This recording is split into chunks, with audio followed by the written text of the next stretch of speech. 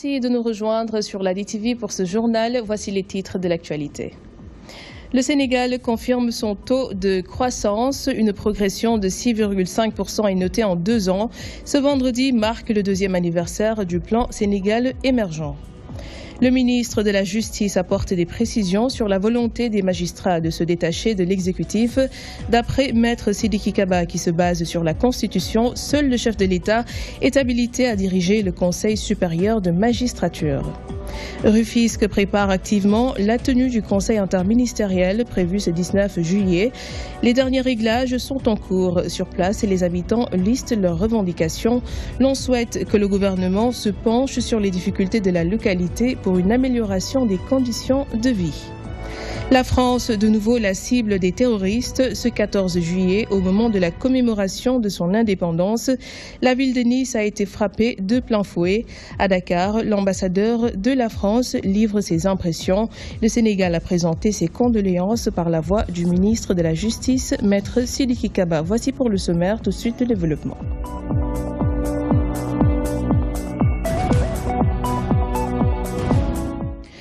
Deux ans après la mise en œuvre du plan Sénégal émergent, la croissance économique du pays a progressé de 6,5%. Déclaration du ministre de l'économie et des finances. Selon ces résultats, entre 2014 et 2016, le Sénégal a atteint une progression de la dépense publique de 4%. Plus de détails avec Aïssatou Dioptal. La situation économique du Sénégal a connu une progression depuis la mise en œuvre du plan Sénégal émergent. En 2015, le Sénégal a atteint un taux de croissance de 6,5% tiré de l'agriculture et du secteur secondaire. Sur l'agriculture, il y a 2 éléments clés. Il y a certainement la pluviométrie, mais il a plu un peu partout au Sahel. Mais il y a les mesures mises en œuvre par le gouvernement. L'autre élément sur lequel on peut mesurer les performances économiques, c'est la réduction du déficit budgétaire. Le déficit budgétaire a été réduit de 2 points de PIB, 6,7 à 4,7 en 2015. Ce sont ces dépenses publiques qui ont permis aujourd'hui au gouvernement, grâce aux efforts d'investissement importants, de pouvoir tirer la croissance vers le haut. Hormis ces points énumérés, il y a aussi les comptes courants du pays qui ont connu une amélioration satisfaisante, ce qui fait que le Sénégal est considéré aujourd'hui comme l'une des économies les plus résilientes et les plus fortes qui présentent des perspectives de croissance les plus élevées en Afrique. Les perspectives 2016 sont favorables, très bonnes d'ailleurs. Nous l'avons vu à travers les premiers résultats des 5 premiers mois, où la croissance moyenne est de 6,4%. En général, sur les premiers trimestres, nous avions des croissances très faibles, qui tournaient autour de 3 et de 4%, mais là, nous sommes sur une croissance hors secteur agricole de 6,4%, donc ce qui est très appréciable. Mais aussi les autres agrégats se comportent bien, que ce soit la politique de mobilisation des recettes ou aujourd'hui l'exécution des dépenses publiques, de sorte que nous pensons sur l'année d'atteindre, en tout cas, voire même de dépasser la croissance de 6,6%. Depuis la mise en œuvre du plan Sénégal émergent, le Sénégal a atteint une progression de sa croissance économique, une situation qui pourrait le placer parmi les pays africains les plus puissants. Ainsi, le gouvernement compte élargir ses actions afin d'atteindre l'objectif premier, celui d'atteindre l'émergence. Merci d'avoir répondu à... En marge de cette cérémonie de présentation des résultats du plan Sénégal émergent, le ministre Amadou Ba est revenu sur la situation des ex-travailleurs de Hama Sénégal. Selon lui, ce cas a été réglé par le gouvernement du Sénégal. Des décisions vont être prises pour qu'une telle situation ne se répète plus. Je vous propose de suivre les explications d'Amadou Ba. Sur instruction du président, nous avons rencontré la semaine dernière le secteur privé. Nous avons reçu le mémorandum du secteur privé et le gouvernement va apporter des réponses très précises pour améliorer davantage l'environnement des affaires, pousser le secteur privé à investir davantage et à s'impliquer davantage dans la mise en œuvre du plan Sénégal émergent. Le cas Hama Sénégal est en train d'être réglé et ça, on l'a rappelé. Il faut quand même qu'on se souvienne que Hama Sénégal était une structure privée. L'État avait décidé de prendre en charge, ça c'était même avant l'arrivée du président Macky Sall, les droits des travailleurs. Et à la veille de la Korité, sur instruction de M. le Premier ministre, les services du ministère de l'économie et des finances ont engagé le paiement. Je pense que c'est pas moins de 130 millions qu'on a mis à leur disposition. Ça va se poursuivre, hein. On va respecter les engagements qui avaient été pris par le gouvernement. Préparatif Tabaski 2016, les acteurs déjà à pied d'œuvre. L'objectif est de bien approvisionner le marché sénégalais en moutons. Le ministre de l'Élevage et de la Production animale a rencontré les acteurs du secteur ce matin. D'importantes mesures ont été prises pour faciliter le déplacement du bétail. Plus de 300 000 têtes sont attendues pour cette année. Plus de précisions avec Sorna Kaloga. L'élevage et de la production animale et les acteurs de l'élevage à pied d'œuvre pour approvisionner le marché sénégalais en moutons pendant la fête de Tabaski. Des mesures sont prises pour faciliter cette opération. C'est le ministre de l'Intérieur qui va organiser une réunion sur la sécurité avec le ministre des Forces armées, avec l'agence de sécurité de proximité donc, et toutes les structures concernées pour que les mesures soient prises pour qu'il y ait zéro insécurité à l'occasion de la préparation de la Tabaski. Toutes ces questions, nous les avions abordées à l'occasion de la réunion que nous avions eue donc, lors du Conseil interministériel qui a été présidé par M. le Premier ministre. Cette rencontre a également permis aux éleveurs d'exposer à la tutelle les difficultés auxquelles ils sont confrontés, notamment le paiement des taxes relatives au déplacement du bétail. Diggante frontière Mali ba duggee Sénégal problème yi ñu doon am li ci gën a bari madame le ministre de l'élevage rek la nag amoon na ay période boo dugalee xaru Kidira ba Dakar da ngay def 3 jours fi mu nekk nii nag presque boo amee 10 heures de temps ci lay yem. Il y a peut-être une amélioration puisque le président de la République, M. Macky Sall, a diminué le prix du carburant.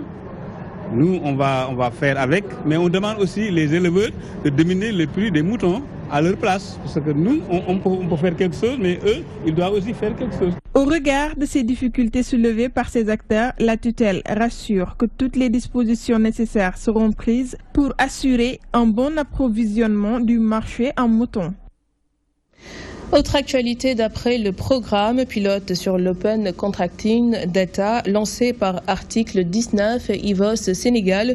Beaucoup d'efforts ont été consentis, mais l'on constate que les informations relatives aux nouveaux types de marchés publics restent souvent inaccessibles.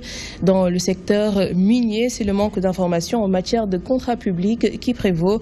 Les acteurs se sont réunis ce vendredi pour trouver des solutions pouvant permettre de faciliter l'accès à l'information, mais aussi la transparence dans les contrats publics au Sénégal. Dey Fatimlo. Au Sénégal, le volume des marchés publics est évalué à un peu plus de 1000 milliards. Si des progrès considérables en matière de publication d'informations ont été faits, les populations n'ont toujours pas accès à l'information relative à certaines catégories des marchés publics. Beaucoup de fonds de la loi des finances étaient engloutis. D'ailleurs, il y a un rapport qui est sorti pour dire que l'Afrique, en termes de passation des contrats publics, dépassait 50 milliards par an. D'où la nécessité de l'action de veille sur la transparence et l'accessibilité à l'information. Dans le cadre du Sénégal, aujourd'hui, en ce qui concerne la gestion des marchés publics, il y a une relative transparence avec une opposition de 2 autorités, la DSMP et l'ARMP. Dans le secteur minier, surtout avec la découverte de nouvelles ressources naturelles, la transparence et l'accès à l'information constituent des enjeux majeurs qui vont permettre non seulement aux populations d'en tirer profit, mais surtout d'en exercer leur droit de regard. Le secteur minier est un peu resté en rade en ce qui concerne la transparence. Comme on l'a dit à l'ouverture, les contrats miniers ne sont pas publiés et c'est cause de suspicion. On se rappelle de l'affaire opposant le membre du Forum civil, M. Birahim Seck, au maire de Guédiawaye. Parce que tout simplement, il n'y a pas une accessibilité de l'information. Il y a des contrats d'exploitation et d'exploration qui sont donnés à des privés qui s'installent dans des lieux sans que plus ou moins l'information circule. Différentes recommandations ont été faites au cours de cet atelier. Parmi celles-ci, s'appuyer sur les coalitions existantes dans le secteur minier pour exiger une transparence dans ce secteur-là. Adopter une loi d'accès à l'information pour permettre à tout citoyen, voilà, je ne parle pas seulement à la presse, mais à tout citoyen de pouvoir, s'il le veut, adresser une requête à l'autorité concernée et que l'information le parvienne dans des délais raisonnables. La transparence des contrats publics au Sénégal va permettre de renforcer la citoyenneté. Les Sénégalais pourront contrôler tout ce qui touche l'action publique, mais aussi cette transparence peut être une arme fatale pour lutter contre la corruption. Comme je vous le disais à la une de ce journal, après la sortie de l'Union des magistrats du Sénégal montrant sa volonté de détacher le Conseil supérieur de magistrature de l'exécutif, le ministre de la Justice apporte sa réplique. Maître Sidiki Kaba renseigne que d'après la Constitution sénégalaise, seul le président de la République a les prérogatives pour diriger cette institution. Il en a également profité pour revenir sur le fameux protocole de Rebeuss. Voici Maître Sidiki Kaba. Le Sénégal a une constitution. Cette constitution donne les prérogatives au président de la République de présider les conseils supérieurs de magistrature. C'est le président du conseil supérieur de la magistrature. C'est la constitution sénégalaise qui le dit. En ce qui concerne tous les manquements que l'on peut constater dans le fonctionnement de la justice, c'est le conseil de discipline, et ce conseil de discipline est présidé par des magistrats qui sanctionnent leurs pairs lorsqu'ils n'accomplissent pas leur travail. Le président de la République n'y est pas invité, le ministre de la Justice non plus, ce qui signifie que là aussi, toute l'attitude est donnée aux magistrats. Ça, c'est la loi. Rappelez-vous tout simplement que cette affaire a fait l'objet d'un procès. Alors donc, pour tout le reste, je vous renvoie à cela. Il ne m'appartient pas de rentrer dans les détails d'un procès qui a eu lieu à l'époque. Ce qui est le plus important, c'est qu'il faut retenir que la justice du Sénégal, elle est performante. Le procureur de la République apprécie, il peut effectivement, au regard des éléments qu'il a en disposition, alors de faire des investigations. Mais encore faudrait-il que tout cela soit établi. Mais comme je vous l'ai dit, en matière de justice, il faudrait que toutes les garanties soient toujours, et les principes qui fondent le procès juste et équitable soient respectés. Et donc, à la suite du respect de tous ces éléments, on verra très bien quelle est la décision qui peut intervenir. Ce soir, la rédaction s'est intéressée à la ville de Rufisque qui va abriter le conseil interministériel le 19 juillet prochain. Créée en 1880, Rufisque est l'une des plus belles capitales économiques et centre d'excellence de l'Afrique occidentale française, AOF. Seulement, elle semble plongée dans le noir avec ses nombreux problèmes liés notamment à l'assainissement. Comment était la rivière fraîche? Qu'est-ce qui a provoqué sa chute libre? Élément de réponse avec Aïda Mamadou Diop. Historique, elle l'est parce que faisant partie d'une des 4 premières communes de l'Afrique occidentale française. Culturelle, elle l'est aussi de par l'ethnie qui domine dans cette localité.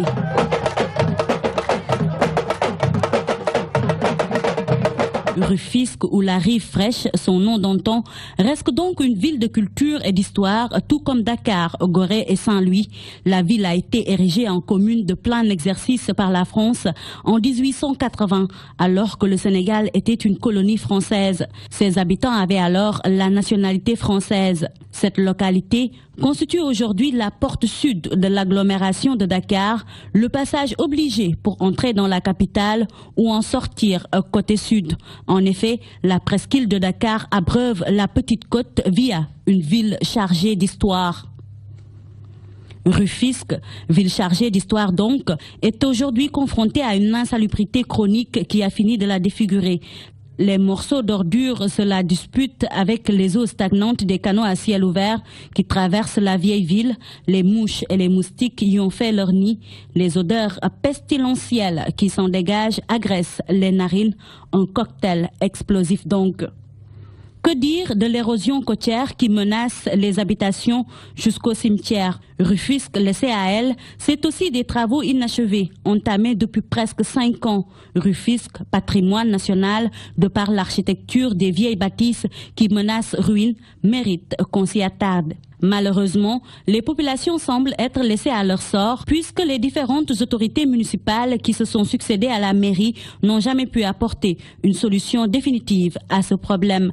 L'essor semble freiner dans ce petit village de pêcheurs loti dans les lois sacrées de Kumbalamb qui devait devenir à ce jour un des comptoirs les plus florissants de la côte occidentale d'Afrique. Mais l'espoir semble renaître de par Diamniadio qui pourrait l'ériger en une nouvelle référence sénégalaise dans le domaine des infrastructures ainsi que le projet Dakar Gate. Les vieilles traditions commerçantes pourraient s'accoutumer d'une européanisation inéluctable et faire de la rivière fraîche la petite Venise du tiers-monde. Voilà donc, et puis Rufisque procède au dernier réglage avant le conseil interministériel du 19 juillet prochain. La salle des fêtes de l'hôtel de ville va abriter la rencontre. Les populations souhaitent que le gouvernement se penche sur l'avancée de la mer, l'assainissement, le problème du chômage des jeunes, entre autres. Le maire de la localité précise que les assises tenues à Rufisque précédemment ont permis de mesurer les besoins de la ville. Ndeye Aram Touré, La vieille Rufisque fait sa toilette pour accueillir un hôte de marque. L'hôtel de ville se part de ses plus beaux atouts, la peinture, l'éclairage, la climatisation, rien n'est laissé au hasard. C'est la fameuse salle des fêtes remplie d'histoire qui va accueillir le conseil interministériel.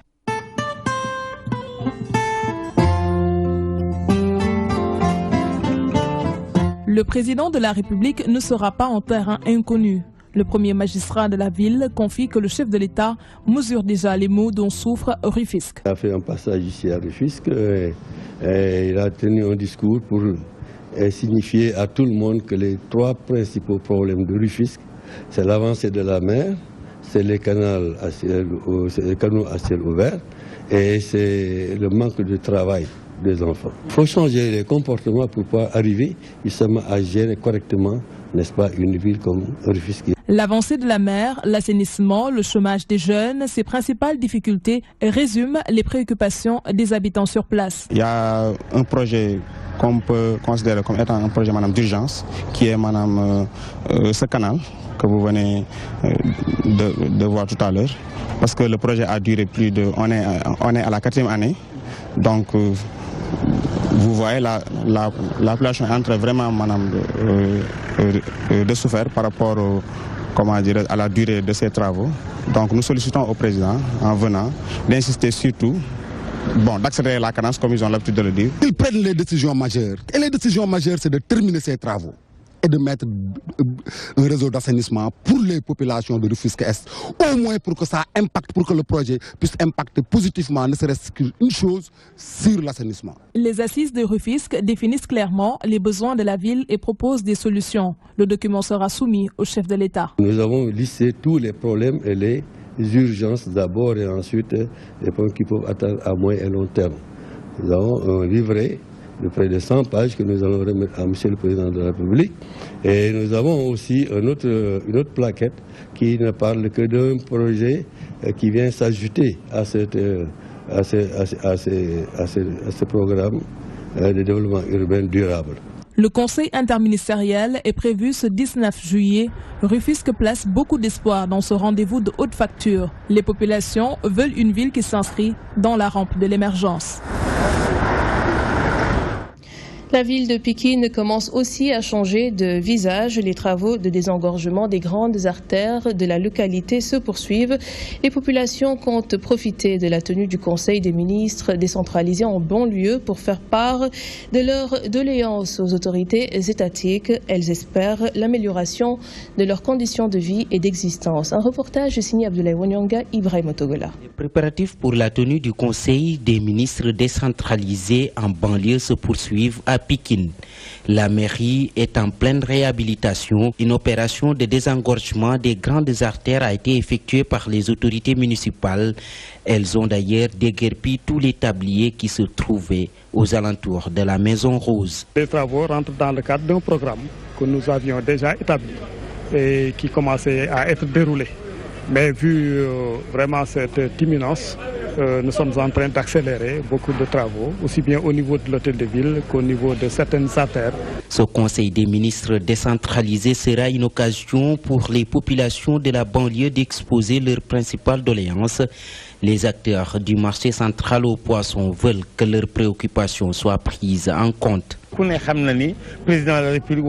monde sait que le président de la République va venir à Pékin. Donc, nous les responsables, on doit lui accorder un accueil chaleureux. Nous préparons pour réserver l'accueil. À Thiaroye-sur-Mer, les populations comptent elles aussi interpeller les autorités sur les problèmes qui leur taraudent. Nous n'avons aucune infrastructure, pas de lycée, pas d'hôpital, pas de bonne route, rien du tout. Le chômage est là. Tous les jeunes, je peux dire, qui sont diplômés ou qui ne sont pas diplômés, que ce soit des jeunes filles, des jeunes garçons, tout le monde est au chômage. À Guinaw Rail Sud, où des réalisations ont été effectuées pour lutter contre les inondations et la construction de nouvelles infrastructures sociales de base, les populations comptent réserver un accueil chaleureux au chef de l'État. Le président, avec une très bonne vision, a fait construire un collège, une école primaire, une case des tout-petits et un stade en un temps record. Donc ça, toute la population de Guinaw Rail le remercie et se prépare en conséquence pour lui accorder un accueil triomphal. Le Conseil des ministres décentralisé de la région de Dakar va se tenir en banlieue dans les prochains jours. Les préparatifs vont bon train. Toutefois, les populations attendent beaucoup de cette rencontre pour la prise en charge de leurs préoccupations. Retrait des enfants de la rue, l'association des serviteurs du patrimoine de Cheikh Ahmadou Bamba n'est ni pour ni contre, composée essentiellement des petits-fils du fondateur du mouridisme. Ces membres qui s'exprimaient en marge d'une assemblée générale dénoncent cependant toute forme de mendicité étrangère. Ils souhaitent que l'État applique pleinement la loi. El Haj Moudougueye. Ni oui, ni non. C'est la position adoptée par l'association des serviteurs du patrimoine de Cheikh Ahmadou Bamba sur la mendicité des enfants au Sénégal. Regroupant des petits-fils de Serigne Touba et des citoyens de la ville sainte, le regroupement a donné son avis sur la décision du chef de l'État Macky Sall de lutter contre cette mendicité des enfants.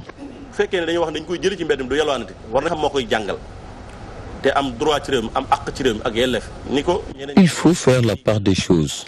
Ceux qui sont connus comme étant des maîtres coraniques, qui gèrent des daras dont les talibés apprennent, doivent bénéficier du soutien de l'État afin qu'ils puissent faire face aux besoins d'entretien et de nourriture.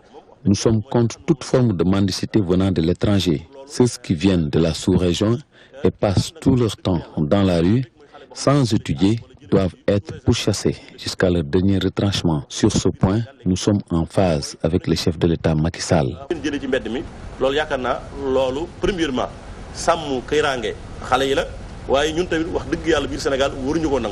Le regroupement des serviteurs du patrimoine de Cheikh Ahmadou Bamba qui tenait une assemblée générale au domicile de Serigne Sidi Makhtar Mbacké à Gumbinde a profité de l'occasion pour décliner ses nouveaux objectifs. Parmi ceux-ci, la préservation du patrimoine du fondateur du mouridisme.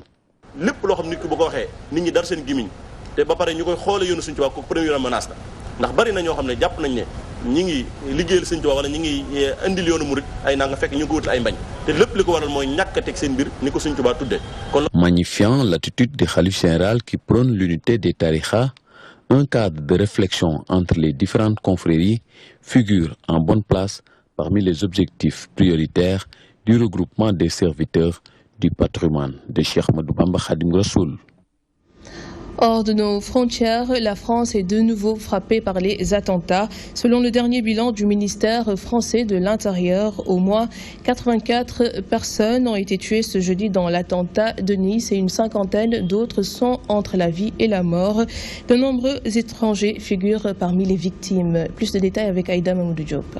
Sur la promenade des Anglais à Nice, le feu d'artifice du 14 juillet vient de se terminer lorsque tout à coup, un camion fonce sur la foule. Des corps à même le sol, des cris et des pleurs, le choc est imminent.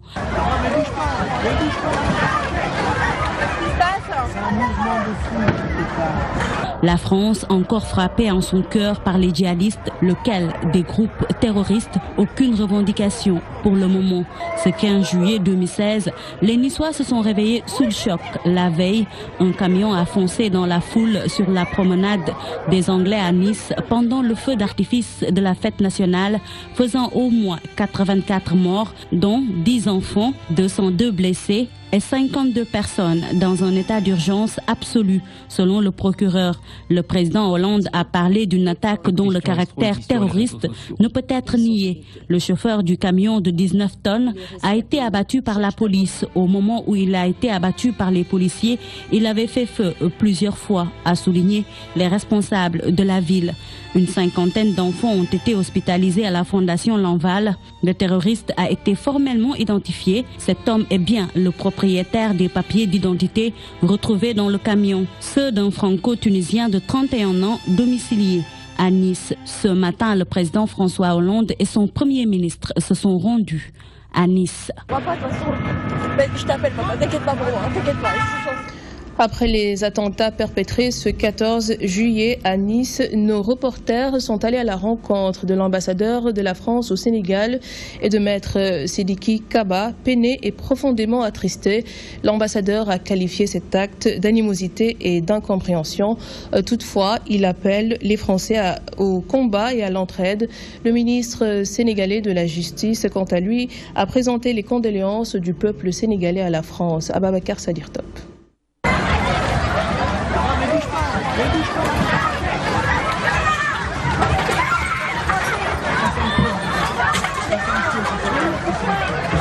Je n'ai pas les mots pour qualifier ces actes de voyous et de crimes odieux. Telle est la réaction de l'ambassadeur de la France au Sénégal suite aux attentats terroristes surgis cette nuit à Nice. La mine triste et profondément atteinte, il appelle à la continuité du combat contre le terrorisme.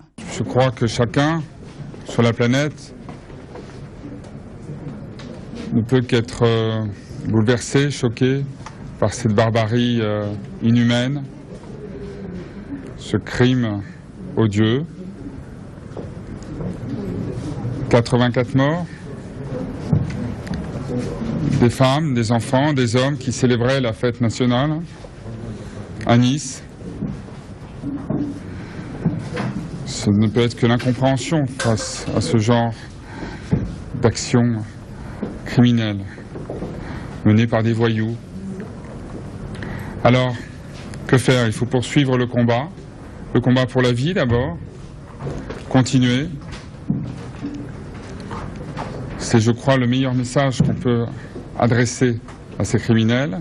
Le ministre de la Justice et garde des Sceaux, maître Sidiki Kaba, a présenté ses condoléances au nom du peuple sénégalais à la République française. L'attentat inqualifiable et odieux auquel nous avons assisté hier nous rappelle que nous devons être unis face au terrorisme qui frappe tous les pays et qui cherche donc à créer la terreur et à nous empêcher de nous concentrer sur ce qui est essentiel, le bonheur de nos populations.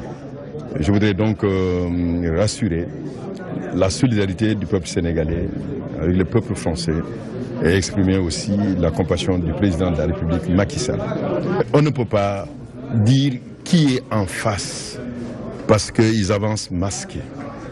Il faudrait donc nous former à faire face à ce phénomène qui est un phénomène qui est devenu global. Rappelons que c'est hier vers 22 h qu'un camion a foncé dans une foule à Nice, faisant un bilan provisoire de 84 morts. Les Français suivaient les feux d'artifice pour la fête de l'indépendance de la France. Et voilà ce qui met un terme à ce journal à 21 h. Retrouvez le débat de la rédaction avec Pierre-Édouard Feuille. Merci de votre attention. Très bonne soirée sur la DTV.